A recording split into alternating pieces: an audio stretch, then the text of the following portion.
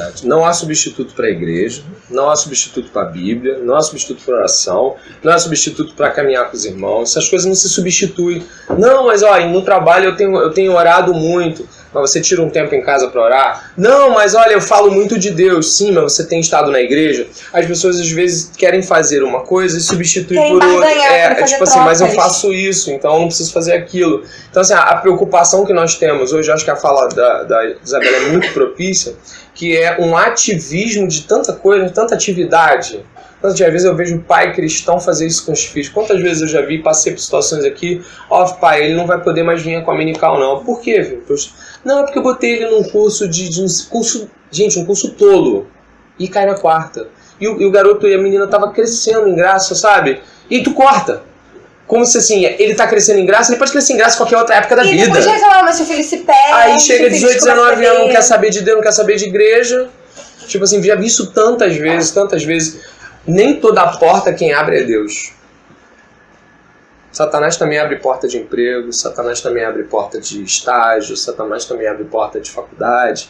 Então não fique desatento àquilo que Satanás também pode proporcionar. Satanás fez o que com Jesus lá na tentação? Deu pouca coisa? O que ele ofereceu? Ofereceu tudo, pô. Entendeu? Ele não ofereceu nada que eu e você não queiramos. Ofereceu, você vai ser o rei desse mundo, eu vou te dar tudo. Quem não quer? Quem não quer uma posição privilegiada? Quem não quer uma situação boa de vida? Todo mundo quer. Então assim, Satanás não ofereceu uma coisa a Jesus que não pode oferecer a Isabela. Né? Aí a gente às vezes fica, Jesus negou, Jesus não quis o mundo porque ele já era Deus, ele já era dono de tudo. Pô, cara, ele é diferente que a gente? Claro, a gente não é Deus. Mas pra gente tá sendo feita a vida eterna. E a gente troca por esse mundo? Então acaba sendo tão tolo quanto se Jesus aceitasse. E um erro também em ignorar Jesus homem. Totalmente homem. Isso não é compreendido pela igreja. Quando Jesus nasceu, ele nasceu mesmo. Ele, embora existisse enquanto Deus, o homem nasceu ali, na barriga de Maria. Já nasceu um homem com anseios, com vontades, com desejos, com mente, com frio, com calor. Um homem nasceu ali.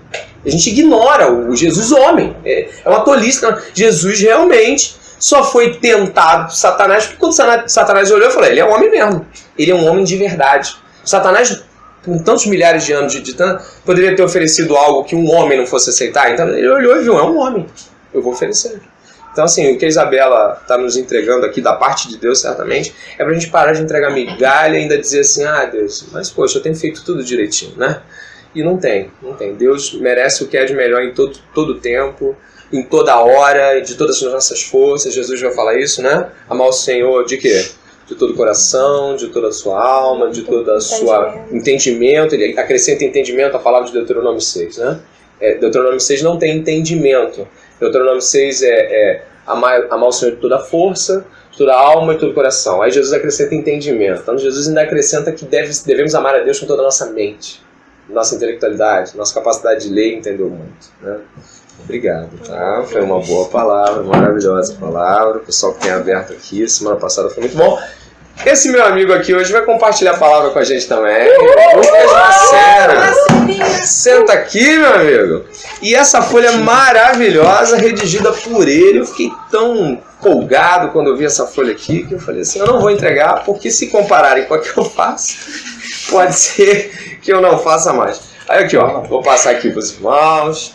Vai passando uma folhinha aqui. Caraca, hoje é aula de História e Geografia. Hoje é História e Geografia. Humanas total aqui hoje.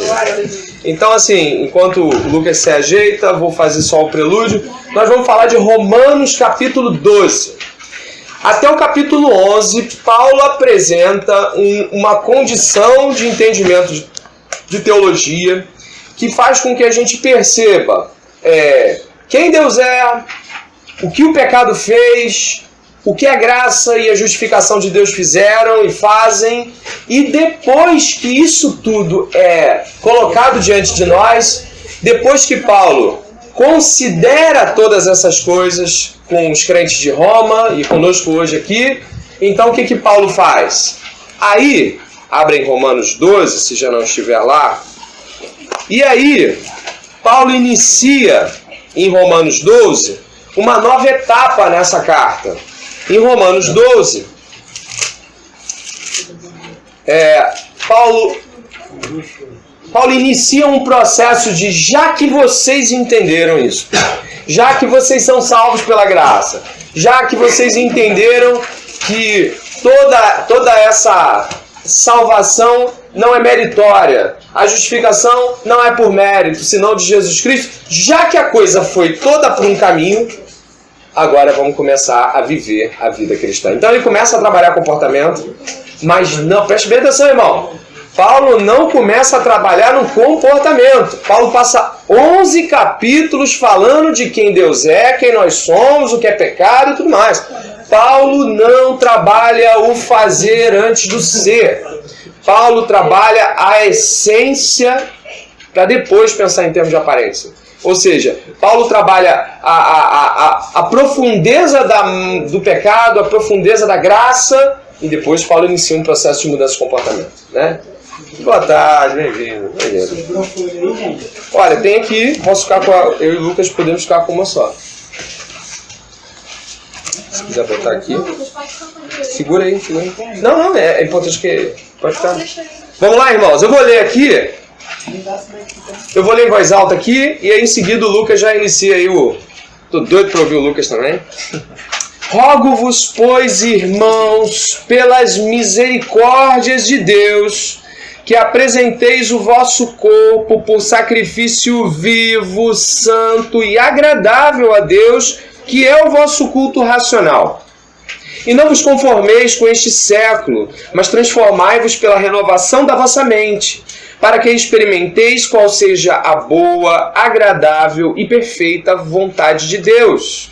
Porque pela graça que me foi dada, digo a cada um dentre vós que não pense de si mesmo além do que convém. Antes, pense com moderação, segundo a medida da fé que Deus repartiu a cada um. Porque assim como num só corpo temos muitos membros, mas nem todos os membros têm a mesma função, assim também nós, conquanto muitos, somos um só corpo em Cristo e membros uns dos outros, tendo, porém, diferentes dons segundo a graça que nos foi dada. Se profecia, seja segundo a proporção da fé. Se ministério, dediquemo-nos ao ministério. Ou que ensina, esmere-se no fazê-lo. Ou que exorta, faça-o com dedicação. O que contribui, com liberalidade. O que preside, com diligência. O que exerce misericórdia, com alegria. O amor seja sem hipocrisia. Detestai o mal, apegando-vos ao bem. Amai-vos cordialmente uns aos outros, com amor fraternal, preferindo-vos em honra uns aos outros. No zelo, não sejais remissos, sede fervorosos no espírito, servindo ao Senhor. Regozijai-vos na esperança, sede pacientes na tribulação. Na oração, perseverantes. Compartilhai as necessidades dos santos, praticai a hospitalidade. Abençoai os que vos perseguem, abençoai e não amaldiçoeis. Alegrai-vos com os que se alegram e chorai com os que choram. Tende o mesmo sentimento uns para com os outros. Em lugar de seres orgulhosos, condescendei com o que é humilde. Não sejais sábios aos vossos próprios olhos. Não vos tomei a ninguém mal por mal. Esforçai-vos por fazer o bem perante todos os homens. Se possível, quanto depender de vós, tende paz com todos os homens. Não vos vingueis a vós mesmos, amados, mas dai lugar à ira, porque está escrito: a mim me pertence a vingança. Eu é que retribuirei, diz o Senhor. Pelo contrário, se teu inimigo tiver fome, dá-lhe de comer. Se tiver sede, dá-lhe de beber. Porque fazendo isso, amontoarás brasas vivas sobre a sua cabeça. Verso 21, podemos falar juntos na linguagem que tivermos aí juntos. Não te deixes vencer do mal, mas vence o mal com o bem. Boa tarde, pessoal. Boa tarde.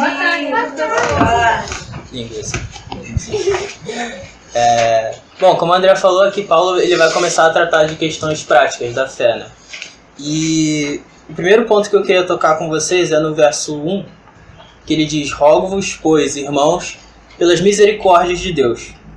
O que eu queria tratar aqui, tá na verdade, deixa eu mostrar como é que eu pensei em fazer essa divisão do capítulo 12.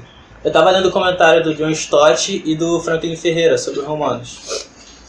E os dois eles mostram 4 formas de dividir esse capítulo 12, que eu coloquei na folha aí para vocês. Primeiro parágrafo. Paulo terminou as partes doutrinárias da epístola no capítulo 11, né?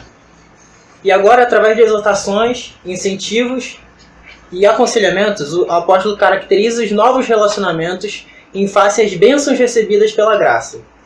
Para isso, descreve 4 áreas de atuação para os novos relacionamentos, utilizando uma ordem de prioridade, mas dando a todos igual importância.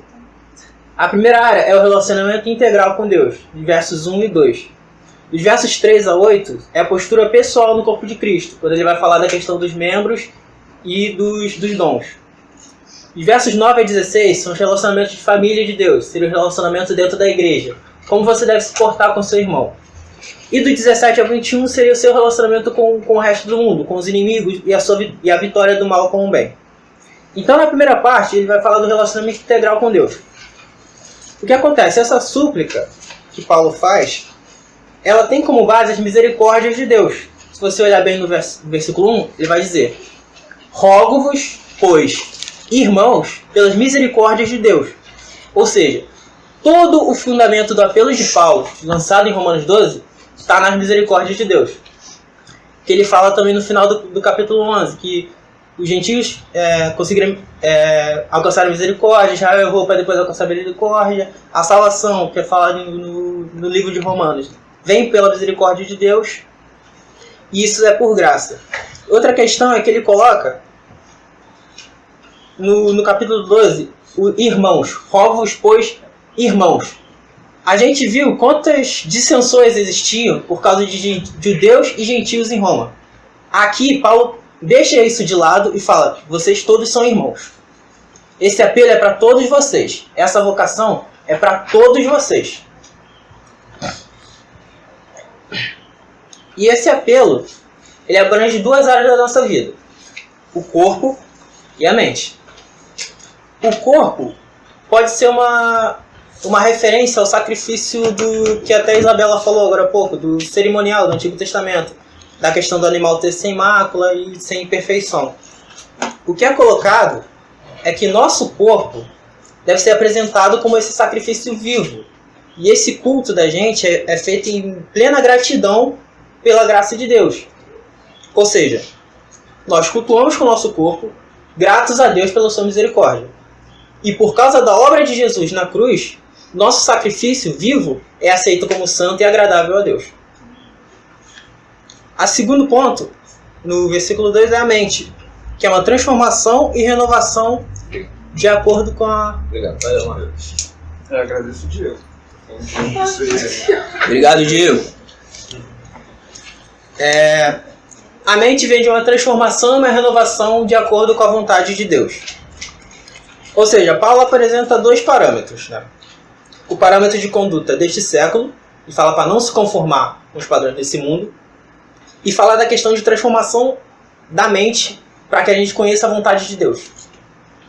O que acontece? Esses parâmetros são tão opostos, pode-se dizer que eles colidem de frente um com o outro. E o cristão está nessa posição, ele está vivendo sempre entre eles. O que ocorre? Essa transformação, ela é feita de...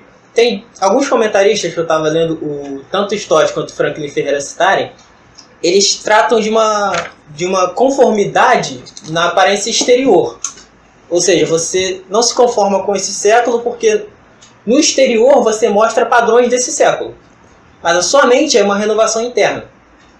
Seria mais ou menos assim: eu não me conformo com o padrão do mundo. Internamente eu me transformo para ser diferente dele. E aceitar a vontade de Deus, que é boa, perfeita e agradável. Vamos lá. Muito bem falado, é pelas misericórdias de Deus. Eu vou só acrescentar alguns pontos aí para já estar em cima da atuação do Lucas. A palavra irmãos aí é adelphos, é irmãos de sangue. Então, corroborando com a fala dele, Paulo já não fala com dissensões, ele vai falar para os adelphos. Em grego, adelphos é irmãos de sangue. Desculpa eu ser um pouquinho... talvez vai soar um pouco...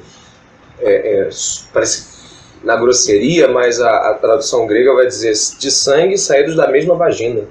Então, assim, a ideia de ser adelphos não é brincadeira. A gente está falando de como você sai do mesmo útero espiritual. Isso é muito sério. Paulo tá quando o irmão fala assim, irmão, a gente brinca com isso. Paulo já uma vez falamos sobre ser irmão, ela falou que viu uma palestra muito boa sobre isso, me contou. Cara, a gente não pode falar ser irmão que, tipo, primo de consideração, então é irmão. Tem que ser de verdade, pensando no seu irmão de sangue e atua dessa forma. E pensa mais ainda, né, cara? Porque irmão é eterno. Então você não está lidando com qualquer coisa. A parte do rogo-vos pelas misericórdias, né? Que apresenteis o vosso corpo, sacrifício vivo, santo e agradável, mencionando já o que o Lucas falou e corroborando com a Isabela. A palavra sacrifício aqui é a mesma usada em Levítico. Significa que quando o cara está falando de sacrifício aqui, ele está falando igual aquele sacrifício lá que era levado por Arão a Deus. Então, assim, nós estamos falando de um sacrifício que de fato vai até Deus como era aquele sacrifício, né? O sacrifício total, o sacrifício completo, um corpo completo. E a palavra culto racional em grego vai ser lógico. Interessante, a palavra ali está logical, né? O culto lógico, que é o culto faz sentido. Eu estou no culto, eu oferto esse culto a Deus, quer seja com a minha vida, como a gente está vivendo aqui agora, em termos de culto, quer seja também no andar, no caminhar, esse culto racional, esse sacrifício vivo. Também lembrar que sacrifício vivo é porque essa pessoa não é mais aquele bicho que era oferecido, aquele bicho era morto, aquele bicho era dado morto, o sacrifício era oferecido e ele era oferecido morto. Agora o sacrifício é vivo, então o olho está o tempo todo sacrificando para Deus, o ouvido está o tempo todo sacrificando para Deus, as mãos estão o tempo todo tocando e sacrificando para Deus, o corpo está vivo e é um sacrifício andante. Por isso, é mais sério ainda. As pessoas acham que no tempo da graça a coisa é mais suave. Eu acho que não. Eu acho que o negócio fica mais complicado ainda. E não... É meio que livro de receitas, né? Cumprir. Cumprir. Não, o tempo todo estou cumprindo, tenho que estar cumprindo. A palavra aqui, século, é aion. Aion é era. Então, assim, Paulo não está falando para aquele século, Paulo está falando para a era que isso for lido. Então, aion, aí no grego, vai falar do tempo. Experimenteis qual seja a boa, agradável e perfeita vontade de Deus, isso fazendo um contraponto, obviamente, à fala que o autor de Gênesis tem com Eva, quando Eva, observando o fruto, vê que o fruto é quase isso tudo aqui. Ele é bom, ele é agradável, e no final Eva fala desejável. E a vontade de Deus também é boa, assim como aquele fruto, também é agradável, assim como aquele fruto, mas a vontade de Deus não é desejável. Ela é a vontade de Deus, e ela nem sempre é desejável. Eu posso dizer que, assim, na maioria das vezes, ela não soa desejável. Ela soa indesejável. Você não quer aquilo, luta demais, é uma brabeira, mas ela é boa. Só que ela não se revela desejável, porque a vontade de Deus é contra a vontade do homem. Portanto, aquela fruta lá no Éden, ela é desejável, porque ela combina com a nossa carne, vamos dizer assim, né? Mas esse fruto, o fruto de Deus, é diferente, né? Vontade. Bom, vista essa primeira parte do relacionamento integral com Deus, né, que Paulo coloca, a gente vai para a segunda, que é do versículo 3 ao 8, que ele vai falar sobre os dons, fazer aquela analogia que ele já tinha, que ele vai fazer outras vezes em outras cartas, que é o corpo de Cristo, a igreja, e o corpo humano com vários membros, que todos esses membros têm uma função diferente, mas eles trabalham juntos, têm um trabalho mútuo de edificação do corpo. Aqui na folha eu coloquei para vocês. A ligação entre o apelo geral de Paulo, os versículos 1 e 2, e o ensino específico que veremos agora, do 3 ao 8, parece ser o papel da mente no discipulado cristão. Nossa mente renovada, que é capaz de discernir e aprovar a vontade de Deus, deve funcionar também para avaliar a nós mesmos, nossa identidade e nossos dons. Afinal, precisamos saber quem somos, ter uma autoimagem acurada, equilibrada e, sobretudo, moderada. Uma mente renovada é humilde, como a mente de Cristo. Ou seja, a gente precisa, né, ter essa noção de nós mesmos. A gente precisa ter essa medida para a gente ver como que nós estamos agindo de maneira correta ou não diante dos nossos irmãos, no trato com eles no convívio. Eu vou ler do versículo 3 aos... Eu vou ler de 3 a 8, só para depois eu fazer uma destrincheiramento. Porque, pela graça que me foi dada, digo a cada um dentre vós que não pense de si mesmo além do que convém. Antes, pense com moderação, segundo a medida da fé que Deus repartiu a cada um. Porque assim como num só corpo temos muitos membros, mas nem todos os membros têm a mesma função, assim também nós, conquanto muitos, somos um só corpo em Cristo e membros uns dos outros, tendo, porém, diferentes dons, segundo a graça que nos foi dada. Se profecia, seja segundo a proporção da fé. Se ministério, dediquemo-nos ao ministério. Ou o que ensina, esmere-se no fazê-lo. Ou o que exorta, faça-o com dedicação. O que contribui, com liberalidade. O que preside, com diligência. Quem exerce misericórdia, com alegria. Bom, pegando o versículo 3, Paulo vai dizer: pela graça que me foi dada. Essa forma de se expressar mostra um tom imperativo na fala de Paulo. Me lembra um pouco de Jesus falando: em verdade vos digo. Nas diversas passagens dos evangelhos que ele vai falar alguma coisa, fala: em verdade vos digo. E ele continua a sentença. Então Paulo ele usa isso aqui, pela graça que me foi dada, com um tom de imperativo. E também por se referir ao fato de ter sido designado apóstolo. E isso, ele atribui essa designação à graça de Deus. Basicamente, todos os dons aqui que ele vai falar, ele fala: gente, é pela graça que foi dada. Ou seja, pela graça que Deus distribuiu a você, você vai agir de tal forma. O dom que ele vai falar é por causa da graça. Então não existe motivo para se vangloriar. Não existe motivo para ter inveja. Todos eles são pela graça de Deus, distribuídos segundo a medida de fé.